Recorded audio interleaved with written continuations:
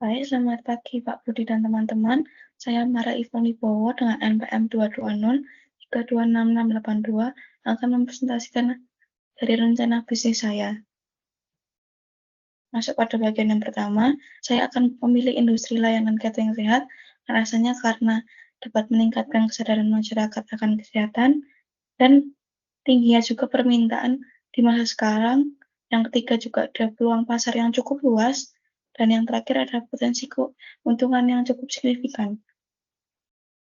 Bagian kedua, untuk pemetaan pasarnya, target pelanggan sendiri ini adalah individu yang ingin hidup sehat, keluarga yang ingin makan makanan sehat bersama, perusahaan yang ingin menyediakan makanan sehat untuk karyawannya, dan penyelenggara acara yang ingin menyediakan makanan sehat untuk para tamu. Bagian ketiga yaitu analisis SWOT. Yang pertama, dari segi kekuatan, tim chef yang berpengalaman dapat membuat makanan sehat, menu yang bervariasi dan menarik, bahan-bahan yang segar dan berkualitas tinggi, pelayanan yang profesional dan ramah. Yang kedua itu bagian kelemahan. Modal yang terbatas, belum memiliki brand awareness yang kuat, dan persaingan yang ketat. Bagian ketiga yaitu peluang, meningkatnya permintaan akan layanan catering sehat, tren gaya hidup sehat yang terus berkembang, peluang untuk berkolaborasi dengan bisnis lain seperti gym dan klinik kesehatan. Dan yang terakhir ada ancaman yaitu kemunculan persaingan baru, perubahan tren gaya hidup sehat, dan pergeseran preferensi pelanggan. Untuk analisis dari pasarnya, yang pertama dari segi politik, stabilitas politik yang kondusif mendukung pertumbuhan bisnis. Lalu dari segi ekonominya, pertumbuhan ekonomi yang positif meningkatkan daya beli masyarakat dan mendorong investasi di bidang kuliner. Berikutnya di bagian sosial, meningkatnya kesadaran masyarakat akan kesehatan dan tren gaya hidup sehat mendorong permintaan akan makanan sehat.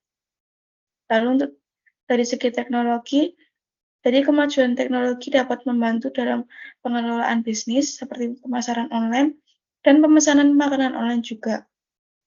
Lalu dari segi lingkungan, peraturan dan kepedulian terhadap lingkungan dapat mempengaruhi pilihan bahan makanan dan kemasan.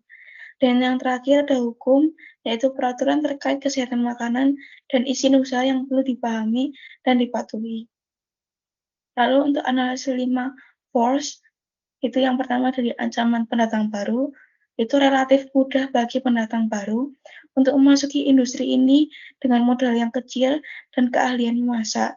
Yang kedua ada kekuatan tawar-menawar pembeli, jadi pelanggan ini memiliki banyak pilihan dan dapat menawar harga. Yang ketiga ada kekuatan tawar-menawar pemasok, jadi tersedianya banyak pemasok bahan makanan dan jasa pengiriman makanan yang dapat menekan harga. Lalu ancaman dari produk substitusi, jadi restoran yang menyajikan makanan sehat dan layanan pesan antar makanan online dapat menjadi alternatif bagi pelanggan.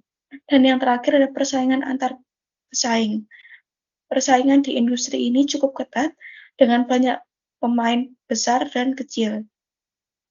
Baik, untuk kesimpulan dari rencana bisnis ini, bisnis layanan catering sehat memiliki potensi yang besar di Indonesia.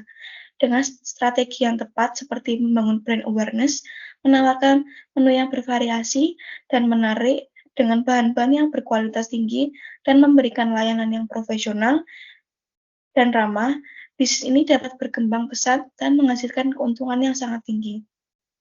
Baik, sekian dari presentasi saya. Terima kasih.